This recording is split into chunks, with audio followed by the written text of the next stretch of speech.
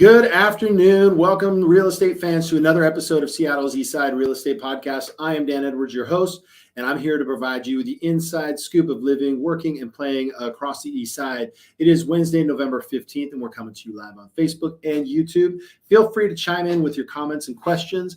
And if you're listening on a recorded version, please make sure to subscribe, rate, and review our podcast on Apple Podcasts, YouTube, and wherever you get your podcasts. As you know, sharing is caring. We appreciate that. Eastside real estate fans, get ready for an exciting show today. In our Real Talk segment, we're going to be diving into the use of a 401k to buy a home. And after that, we will be joined by our good friend Tucker Maxwell for an informative mortgage minute. We also are going to welcome one of our newer agents, Mary Abraham, to the podcast. And we're starting a new segment. We haven't really titled it just yet, but it is our handyman moment, house upkeep moment. Maybe our fans can come up with a title for that segment, but we're bringing you advice about how to keep your house, your biggest investment, in tip-top shape with one of our team members, David Stallings. So before we get to all of that amazing content, it's time for our Real Talk segment.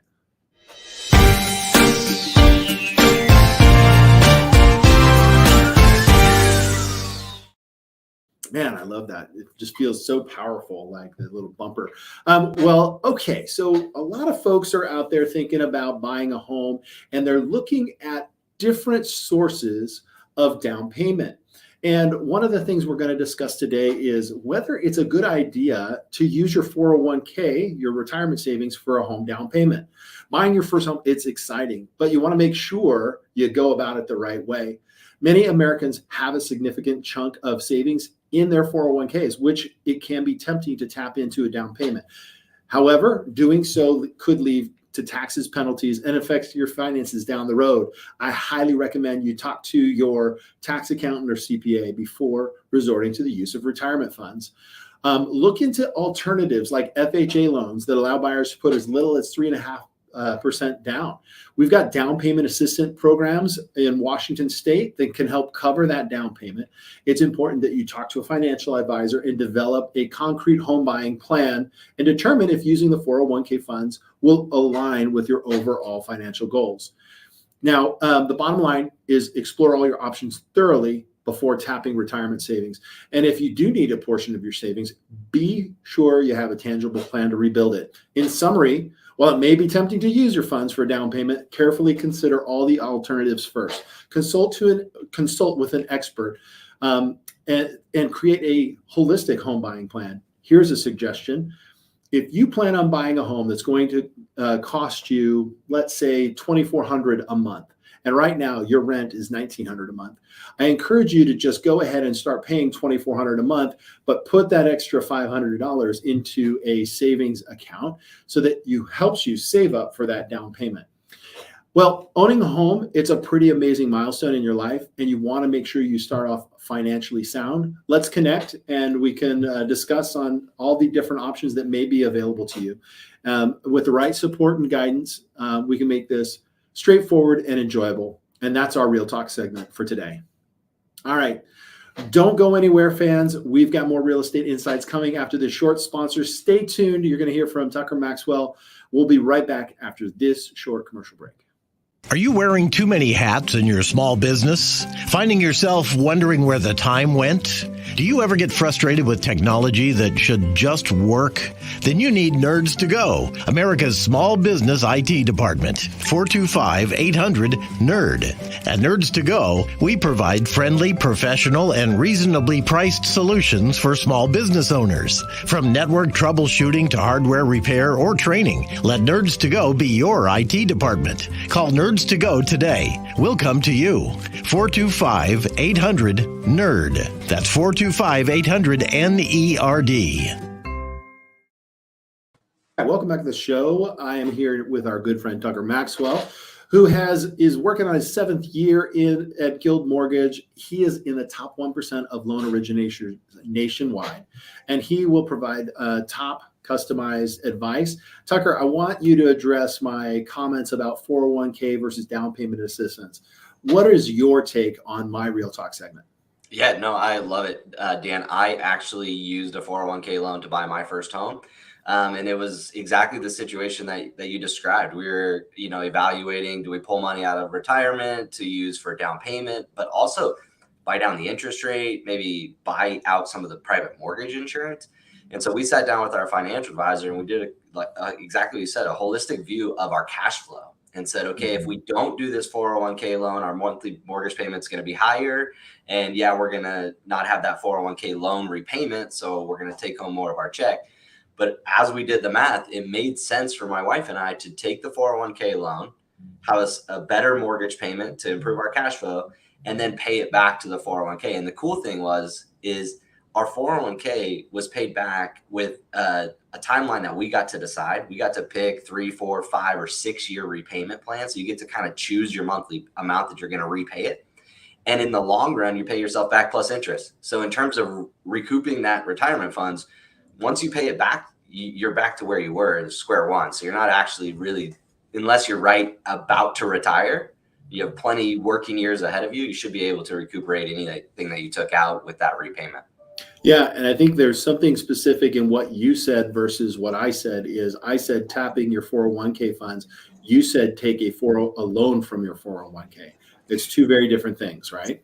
Absolutely. Yeah. And, post-pandemic, they pretty much have given us all the ability to do a hardship withdrawal and pull funds out of our 401k without the need to repay it. But even before that, you've always been able to do a 401k loan to yourself from a 401k to buy a primary residence. And so that's the important thing, is this is a loan, you're paying yourself back plus a little tiny bit of interest, plus your normal contribution into that 401k. You're going to end up in the long term having more or the same amount in retirement and have secured a home price in a much earlier year. Yeah, it's a great way to help get yourself into a home now while there isn't the frenzy like there may be when interest rates drop. All right, let's get to your topic. I'm super intrigued. Your topic was loans for ADUs and DADUs, or DADUs is what we're calling them. So let's first start off by describing what a ADU. It's an additional dwelling unit. Okay, I guess you're answering that question. Sorry. No, let's hear it from you. You're the expert real estate agent, so let's hear it from you. Okay, so additional dwelling unit is just an additional unit. It may be a part of the house. It may be attached. DADU is a detached ADU. The Washington State has recently passed some pretty liberal zoning laws that are allowing for DADUs and ADUs. DADUs, I don't know, how do you say it? ADU-DADUs. Right, whatever. So there's a lot of actually frenzied buying right now of this, and I'm curious because I am about to build one myself. So talk to me about what loan programs are available to fund something like this. Yeah, so let's first start by talking about somebody who wants to purchase a property that has the space and the zoning to build one. So we're talking about a fresh new buyer. They don't currently own the home, and we have renovation products available for them to add these accessory dwelling units or the detached version of it. But you can do a traditional renovation loan and get the funds to build this, accessory dwelling unit when you're purchasing the property. So it's a really great way to secure a property. We buy it, we secure the property, the renovation or the construction funds are put into a separate account, and then the contractor pulls from those as the build out happens. So it's a great way if you're, a family that's multi-generational and you want to have that place for the in-laws or the parents, but they want a separate entrance and kind of their own space. They can now identify some properties specifically on the east side and allow them to build these and have the funding all secured with one loan. With one loan. Okay, so that would be an individual that doesn't already have the property. What about somebody who does?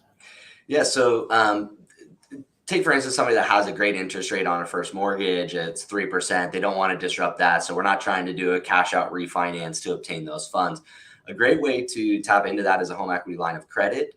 And a lot of lenders now have done fixed seconds as well with a fixed interest rate, because the kind of the hard part about home equity lines of credit right now is the interest rate changes. And as rates go up, that payment is unpredictable and it's changing, each month as the Fed makes adjustments and so forth. So the nice thing about these equity conversion mortgages, it's a fixed payment. We know what it is. It's predictable.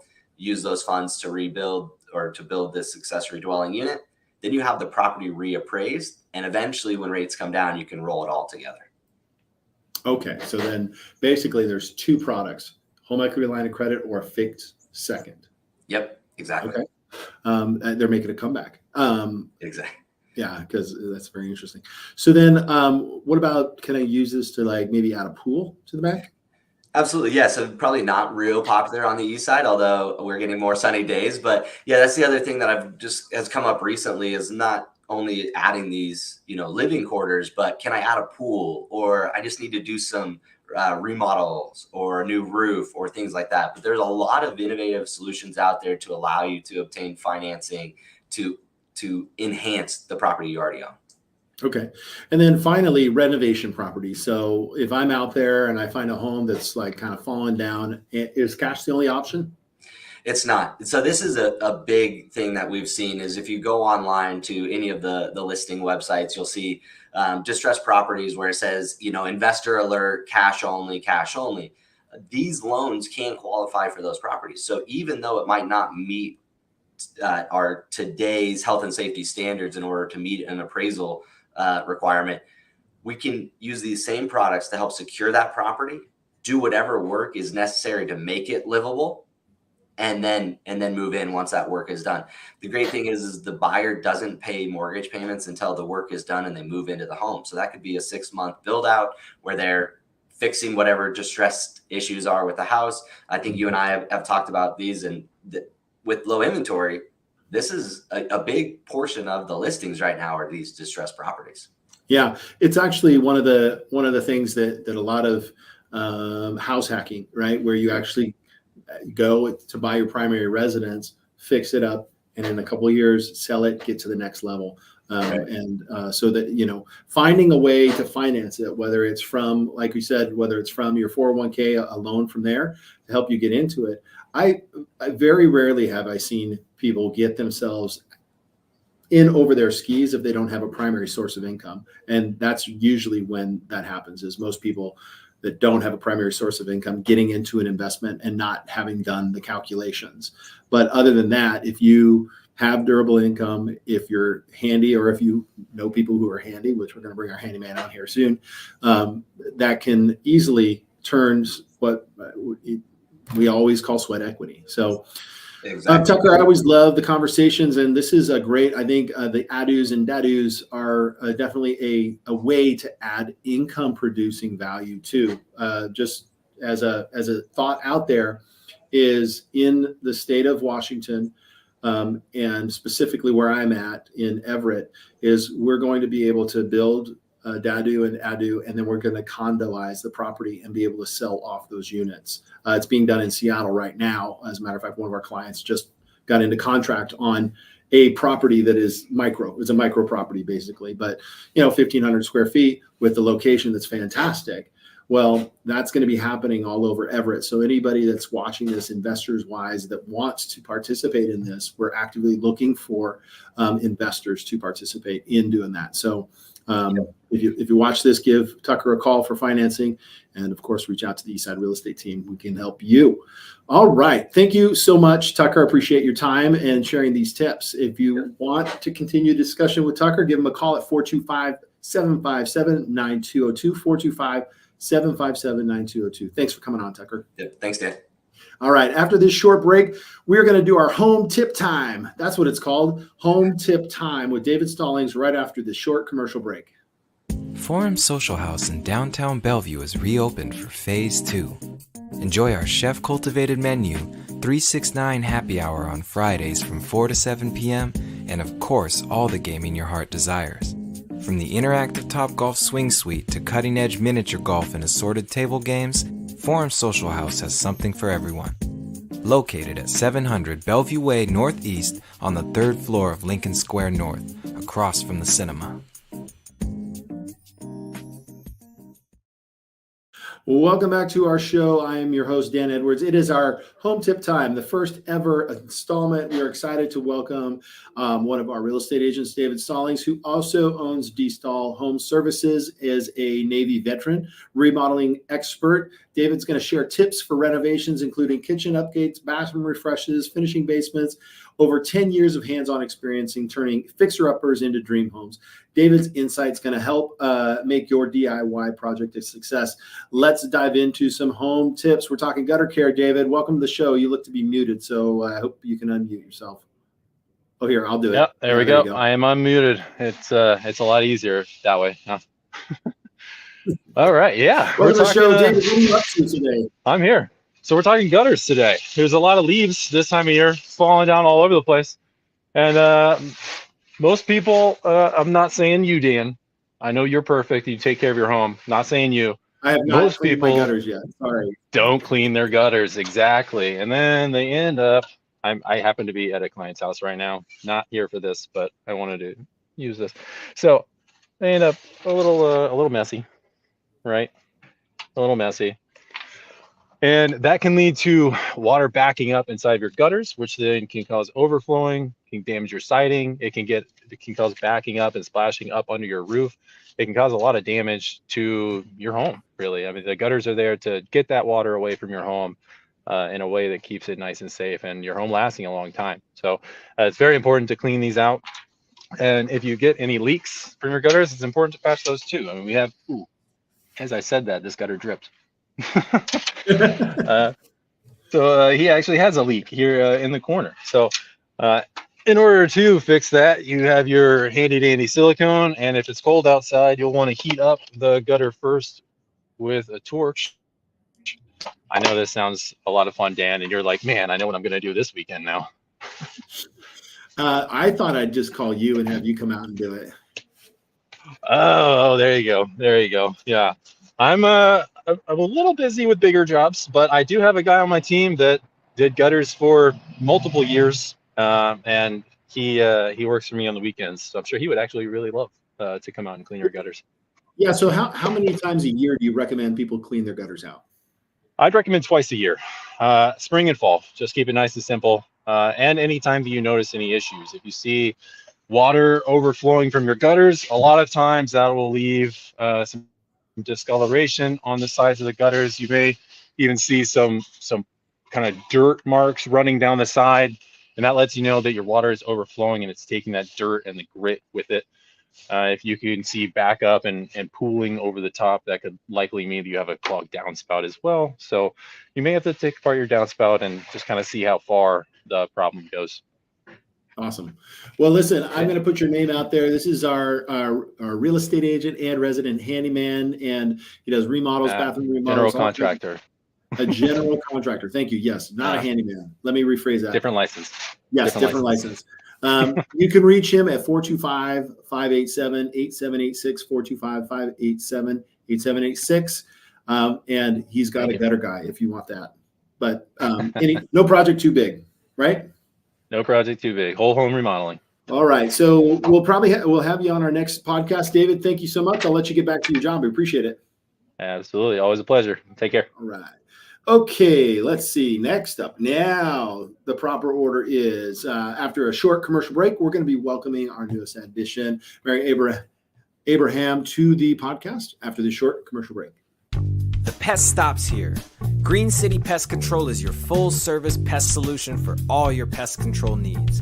With an owner with 32 years experience, a board-certified entomologist, and rodent specialist, we do it all.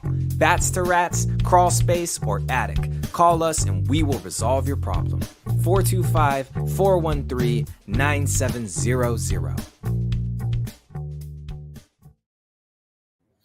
All right. I'd like you to meet Mary, a Boston native turned Seattle real estate dynamo. With a background in economics and finance, Mary's journey from Division II field hockey player to thriving property management pro is nothing short of inspiring.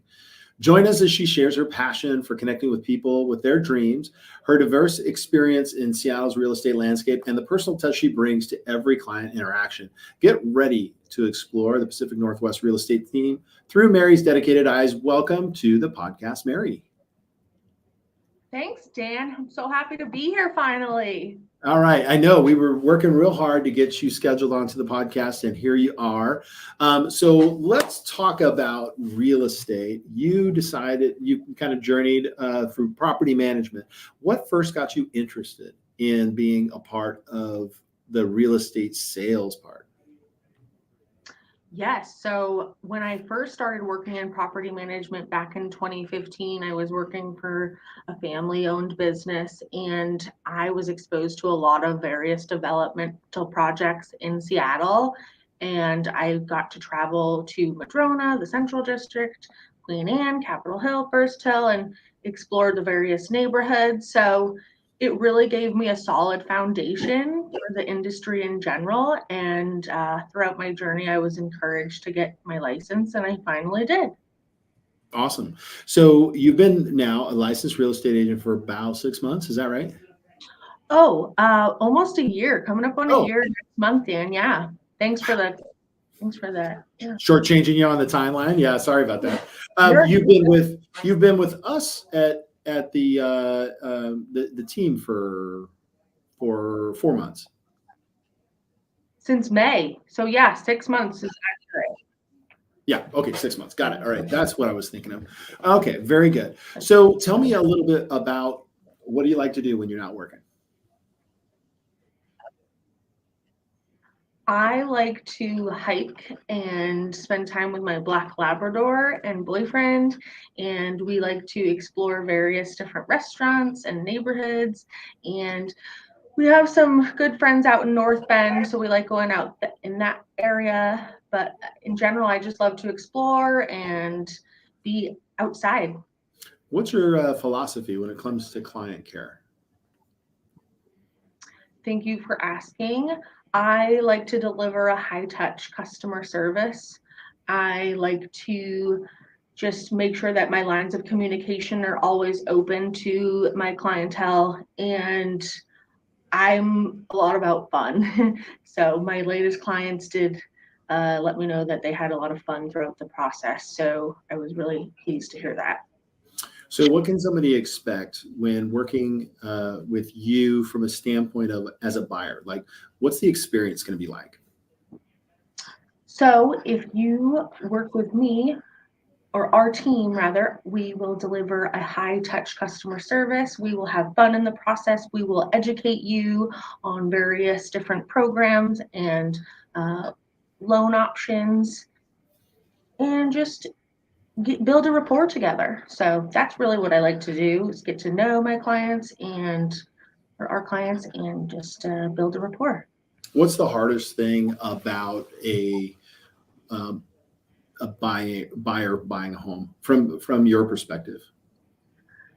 Good question. I would think maybe the stress factor. So, buying a home is a huge investment for a lot of people, and it's a lot of money going into one big asset. So, that can be stressful for some people, but that's where we come in, right, Dan? And we mitigate that stress and we make it fun and we educate them and just kind of make it more of a creative, cohesive process. So Yeah, I couldn't agree more with you.